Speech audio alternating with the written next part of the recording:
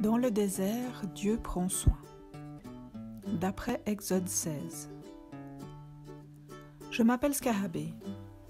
Je vis là, dans ce désert, comme mes parents et mes grands-parents avant moi. Et c'est là que vivront aussi mes enfants. Ah, il n'y a pas grand monde qui passe par là, et ça me convient bien. De temps en temps, il y a bien des caravanes de dromadaires. C'est tant mieux d'ailleurs, parce que ça me fournit la nourriture dont j'ai besoin. Mais là, depuis quelques jours, je ne suis plus tranquille. Il y a des centaines et des centaines d'humains qui sont arrivés avec leurs bêtes et toutes leurs affaires. Je n'en avais jamais vu autant à la fois. Ils ont monté leur tente et ils vont et viennent en faisant un boucan pas possible. Et puis aujourd'hui, il y avait encore plus de bruit. Je me suis un peu approchée et j'ai vu plein de gens qui entouraient un homme âgé qui avait l'air d'être le chef. Les gens étaient en colère et ils criaient « Moïse, on n'a plus rien à manger! Est-ce que tu nous as emmenés dans ce désert seulement pour qu'on y meure de faim?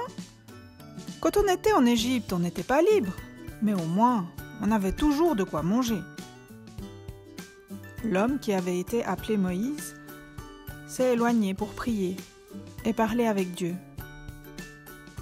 Puis il est revenu et il a dit aux gens qui avaient faim « Dieu ne veut pas votre mort. Il vous a fait sortir d'Égypte, il vous a libérés. Il vous donne tout ce dont vous avez besoin. Demain matin, il vous donnera du pain. » Les gens se sont un peu calmés et ils sont partis se coucher. Moi, je suis retournée dans mon trou. Le lendemain matin, je suis sortie très tôt. Il y avait de la rosée sur le sol, comme tous les jours. Elle a séché très vite, comme tous les jours. Mais après, il restait quelque chose.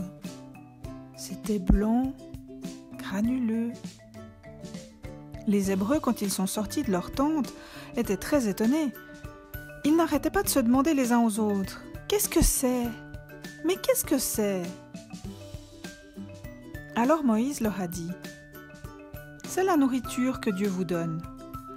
Il vous la donnera tous les jours, tant que nous serons dans ce désert. Allez, ramassez-la.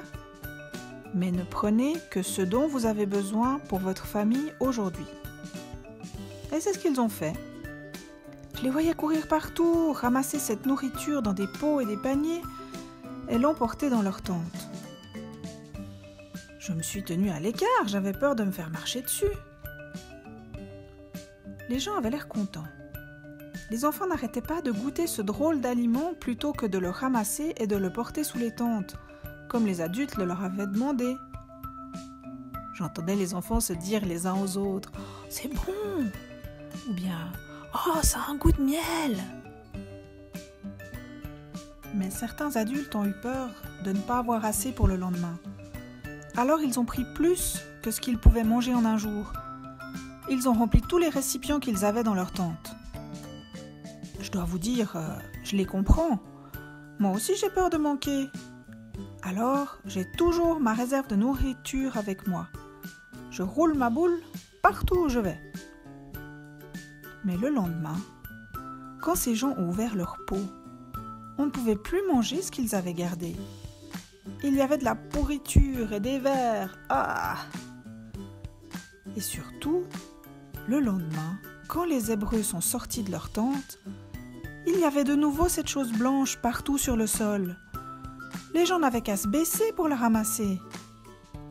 Alors les Hébreux ont commencé à faire confiance à ce que disait Moïse. Ils ont appelé ce pain étonnant la manne. Et surtout, ils ont fait confiance à Dieu, qui est présent à leur côté et qui prend soin d'eux. Il les rend libres et il les nourrit. Il les guide et les protège dans ce voyage à travers le désert.